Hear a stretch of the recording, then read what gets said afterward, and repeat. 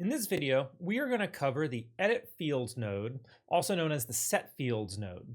And so here I have a very, very simple workflow. It's just a click trigger with an edit fields node, and you can find the edit fields node by coming up here to the plus, clicking that, and I just normally write the word set because it's also called a set fields node. You just click that and it puts it down here. So that's how you create that. But what we have here is a node that it's kind of it's in many ways, it's the backbone of advanced workflows in n8n. If you're not using set field nodes, then your data isn't going to flow through the workflow quite right.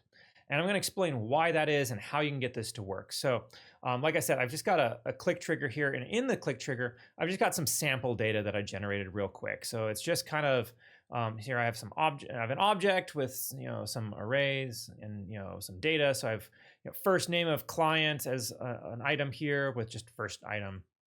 Random ID number 1, array of things with an array. You'll see it even shows me the start and the end of the array. So thing 1, thing 2, thing 3.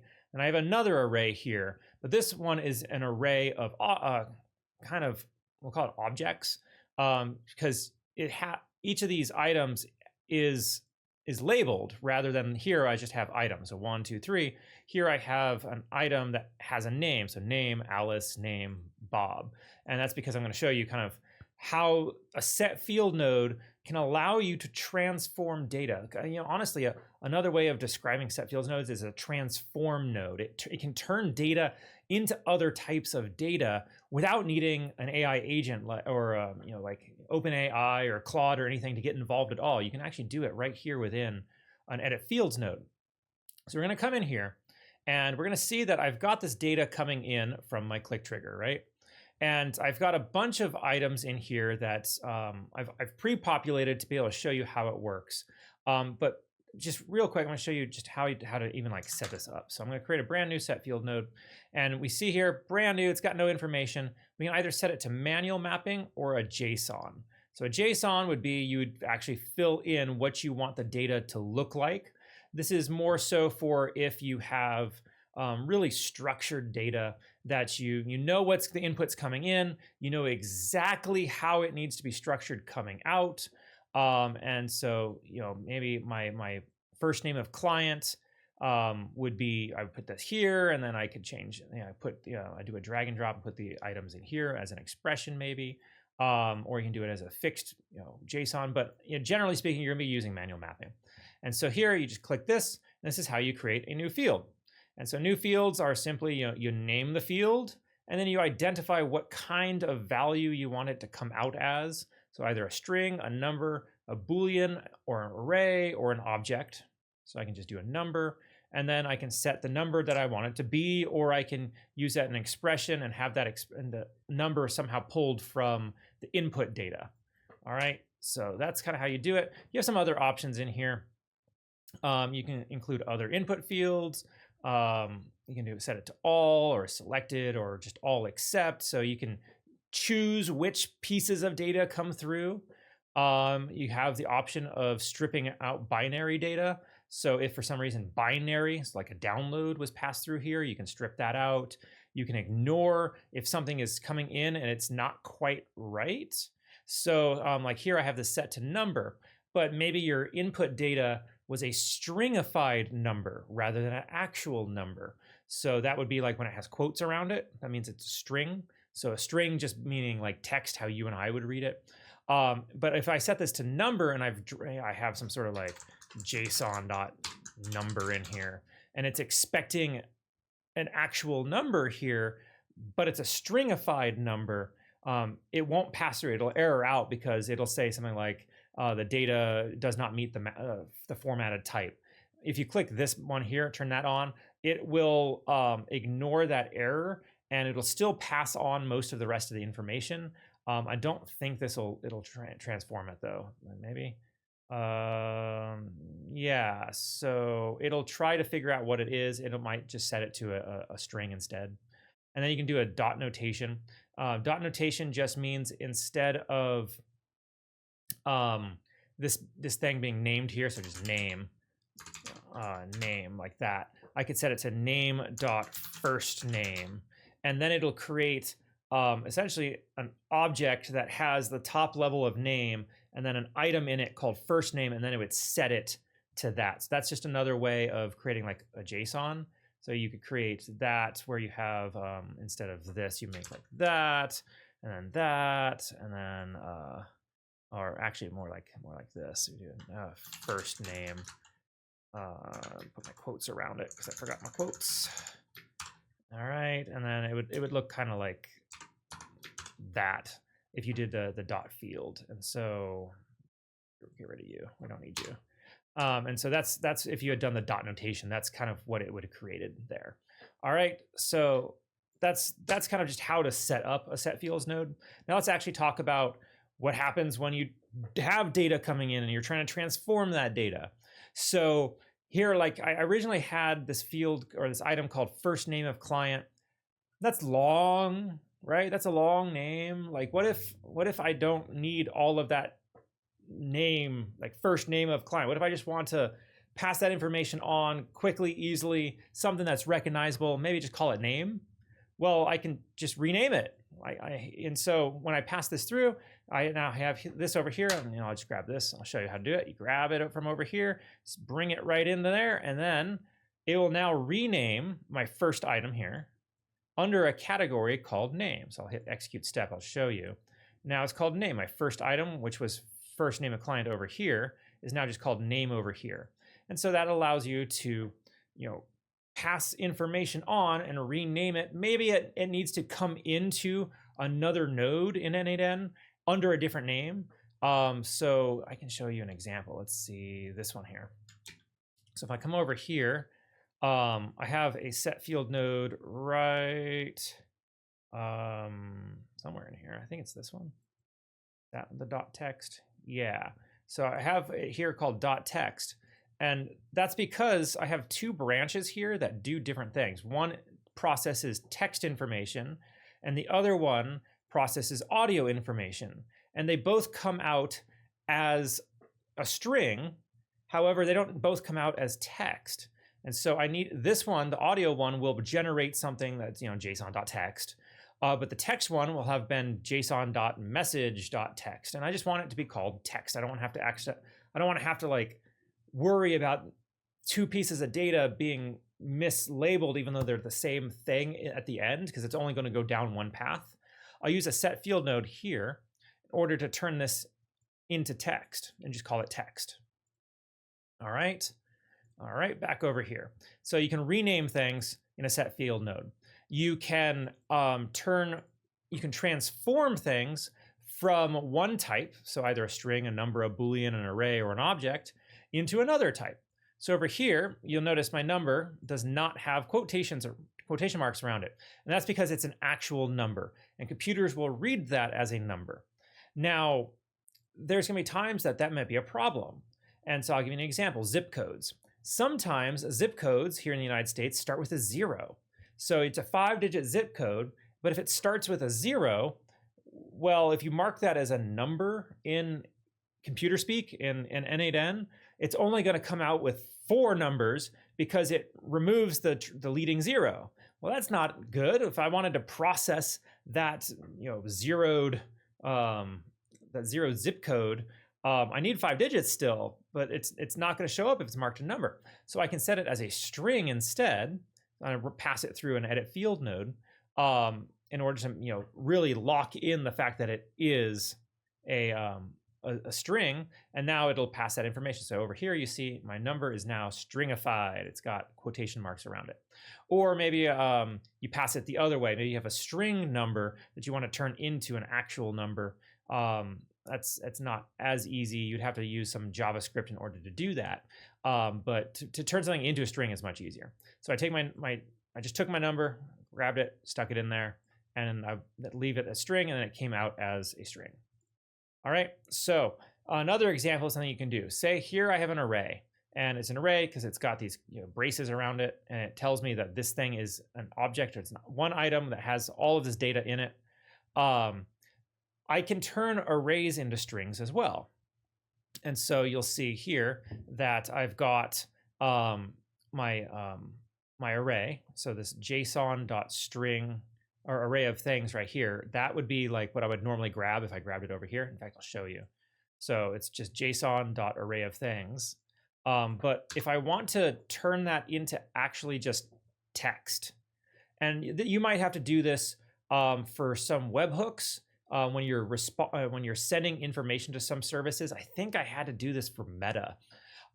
Meta required the input to look like an array, but it needed to be a string, and it was really weird. And I had to create some crazy JavaScript, but should I say ChatGPT had to create it for me after tons of errors and trial and error. I think I ended up doing something like this in order to get the information to pass to Meta the right way, because it would not pass. If I just tried to pass the array like this, it just wasn't going to pass.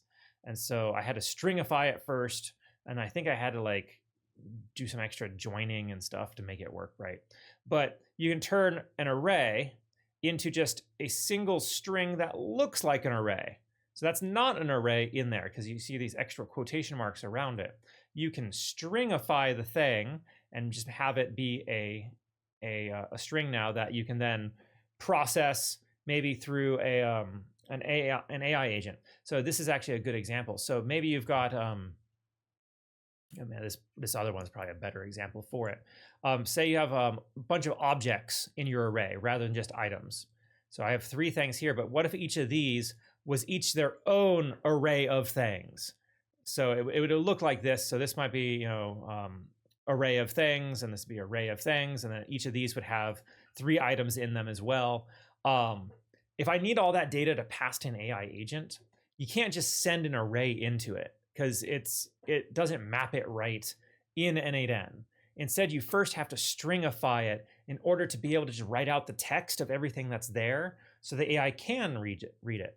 And so just JSON.stringify is a good solution to be able to do that. All right, another one, we can join arrays into strings. So instead of just outputting the array exactly as an array, instead we can like strip out all the extra stuff, these extra braces. We can strip out the whole string around it, and then we can just make it one string of the items that's inside of the array.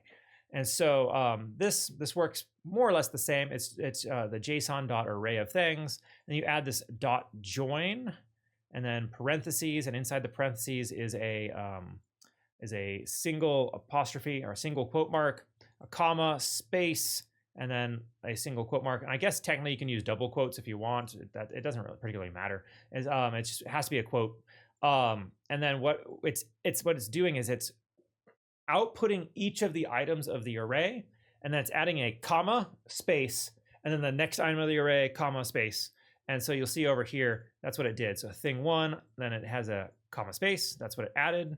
And then thing 2, comma, space, that's what it added. And then thing 3. And so it joined them together, and it output those items in the array as a single string. Okay, and again, it stripped out the extra quotation marks. It stripped out the brace because it's just outputting the items of the array in a single string. And that's what the .join does. All right, something else that you can do is you can actually transform the data as well in many different ways, but I'm only showing one way here. You'll ask ChatGPT how to transform it otherwise. But I'm transforming it in this case to all caps. So I'm doing all uppercase. It's getting in the way. So if I actually click it, it's going to give me this information of how to set up this map function here. So everything within these quotes here and here is a .map function, and I have a .join function as well. But when you click into this in n8n, it brings up this helpful little menu that gets in the way. In fact, anytime you click into the expression area, it makes this drop down. This gets in the way so often, but it is what it is. So what we're doing is we're doing a .map and a .join. And what the .map is doing is it is allowing you to apply a function to each of the items in the array before it outputs the information from that array. And so the dot join then is comma separating them like before, but the dot map allows us to do something to the item in the function or in the array in the first place. And so in this case, I'm doing a to uppercase. So all I'm doing is I'm taking each item from my array and I'm making it all caps as an example. And if you click here, and it shows you can do other things, like you can do math to it. You can do what else? You can double the numbers. You can do uppercase. You can use what else can you do? You can add stuff to it. You can remove stuff from it. You can strip out information. So you can like say your array has like apostrophes or colons in it in the string area of the text for some reason. You can do a dot replace inside of there in order to strip it out as well. Just you can replace information or change the information inside of each of the items here in the set node. And then it outputs the information that you wanted on the back end. All right, next we have a map to extract a property from an object in an array. Now, this one does not have objects. It has items. So 1, 2, 3, all right? But this one has objects, and we know they're objects because, they have these curly braces blocking them off. So here's an array. So if I click this, it shows me my braces. And then inside of that are my curly braces. And inside those curly braces would be more information. So that is, inside the curly braces is an object. And so there's another object here. So this array is comprised of 2 objects. And inside the object is just one item called name. All right. And so what we can do is we can actually extract out the information from the objects here in the set field node and allow it to then pass forward. So here, what I'm doing is I'm doing a dot map. And inside of that, I'm taking the item dot name, so these guys here, and then I'm just pulling them out with a join. And so my output is my 2 names, Alice and Bob, comma separated like we saw before. And so if I flatten it, which is our next one here, so I'm concatenating the array, and that just means putting it together. Concatenate means to put together. You'll see here I've stringified it, just like I did a stringify up here. And so I've got my string, my quotation marks around my array, and then we have my curly braces here, right there. There's one curly brace, and there's 2 curly braces, second one. And it did a stringify by flattening the array and all the objects in it. And so again, you might do this when you're passing information to an AI agent in order to be able to give all of that information to the agent in a way that the AI agent can actually read it. Because if you try to pass an array, and I'll show you real quick. So like if I try to pass the array, just like this, it says array, all right? But when you pass this into an AI agent, it outputs it as something like object. And it doesn't know what to do with it. It doesn't know how to present the information to the AI agent in a way that it can read it. And so we often have to stringify that information so the AI agent can process it properly. All right, so here's something else that we can do. We can do, we can turn information. We can take a piece of information like this one here, and we can then add information to it. So if I had a list of client names here, and I wanted to attach all of an array of things or all of other types of information to it, maybe 1-to-1, or so like if I have a list of products that they might purchase, so as an example, this array, I can come over here, I can input into the name field an expression. So here I have a client name, and I'm going to create and make this client name become an array. And I just grabbed an array of things and put it in here. And so now my client name will output an array. And this is an interesting way of creating a whole bunch of items or objects or arrays based on information that's being passed through. And so generally speaking, hopefully this one doesn't change. So maybe this is the first cell in a row of a Google spreadsheet, for example. And so this might be the thing that you're working on right now that you want to attach other information to it. Well, you can do that just by making this the name of the thing that you're adding it to, and then putting information here. And so I'm showing you here that you can create arrays and set fields. So here I did that, and there's the array. All right, now I want to show you something that I've seen some people make this mistake, that they sometimes will use a set field node or an edit field node, whichever you want to call it, and they accidentally are overwriting information, and they're not sure what's going on. So here I have a name called broken test, and I have a second one here called broken test. The first one I'm inputting this first item, which is just first name of client, and the second one I'm inputting that array, and I'm doing it as a string.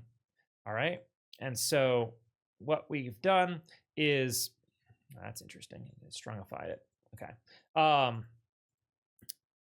What I've done is I've got these two items, they have the same name. When I ran the test, I only got one output, and it was the second one here, the array, which has been strungified. So I guess I didn't need to teach you this JSON.string. This JSON.string, this is helpful definitely when you're using AI agents. I just wanted to show it. All right.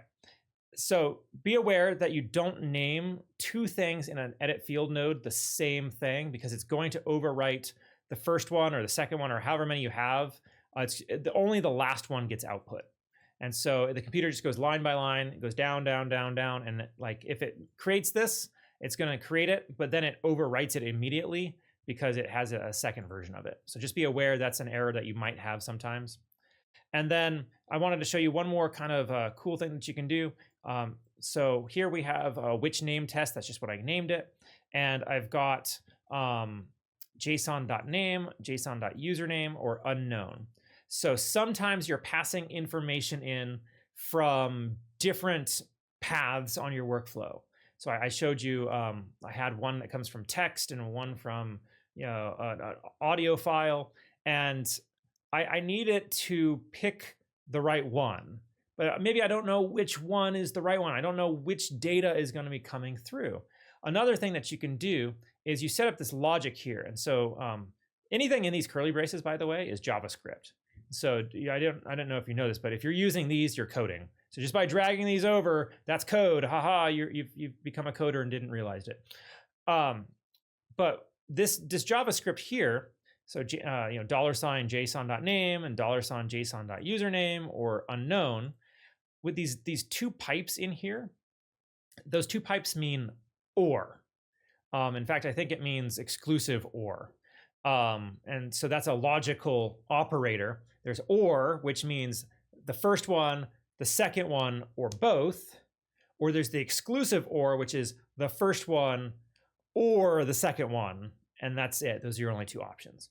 And so that's what these two pipes mean, is the exclusive or. So it's either this one, or unknown. And so you'll see it output unknown because I don't have a field coming in called JSON.name or JSON.username. It just doesn't exist here. And so the option that it created was unknown. But if I had an option called JSON.name, it would output the name. And so let's go ahead and I'm going to show you real quick how to do that. So we'll just do an edit really quick. We're going to add one name Bill. We got to stringify Bill. Okay, and we'll save that. And then here we'll test it. Pass the information, and then we test this again and see down here we've got Bill. So instead of unknown, which we had last time, now we actually do have an item called JSON.name. It's right there. And so it's going to pull the information from that. So great way if you have multiple data streams coming into one set field node. Usually you want a merge node before this in order to make sure it all passes into here. Maybe a merge and an aggregate even, or really a code node might be better to be able to process it first. But if you're going to use a code node, there's almost no reason to use the edit field node because it's going to do the same thing, or it can do the same thing. Ultimately, for beginners, the important point is that you're naming things here. Like ultimately, that's it. That's the most important thing. This is how you name stuff. This is how you can anchor things in your workflow. So as an example, if I did like a loop node here, and then I need to pass this some information into the loop node, I can set an edit field node right here, right before the loop node. That way, I don't have to worry about grabbing any information away from earlier in my workflow. It's just right here. I have one place to grab it from here in the loop. I might even add a set field node here in the loop immediately afterwards. That way, if I have some sort of process that's going on in here, like a code node or an aggregate node, that can cause my expression pathing to break. Your expression pathing may break for some reason. That's where the dot item doesn't work. It's red for some reason. I don't understand why. I have a video about that. I'll put that in the link in the description below as well. If you put an edit field node here, you don't have to worry about trying to grab information from before the loop, which can create its own set of issues. Instead, all the information gets set here and gets set right in here. And then if you have to grab it, say like an AI agent here, just real quick, just grab it with an AI agent. Now I can grab it from this edit fields node. If I use a dot first, I'm only going to get the information that's in this one loop's run rather than literally the first item of information that came before the loop node. All right, and so edit field nodes are a great way to anchor information. So not just name it, but to anchor it in place. That way it's always going to be consistent and you're always going to be able to pull from that and not have to worry about expression pathing issues. All right. So hopefully you found this tutorial helpful. If you did, please make sure to subscribe to the channel. Please like and share the video. It really does help get this information out there to those who need it. Also, if you want more helpful n8n tutorials, or if you want tons of free workflows, I've got them all available absolutely for free in my free school community. Links in the description below. As always, I'm Bradford Carlton. Let's automate your success together.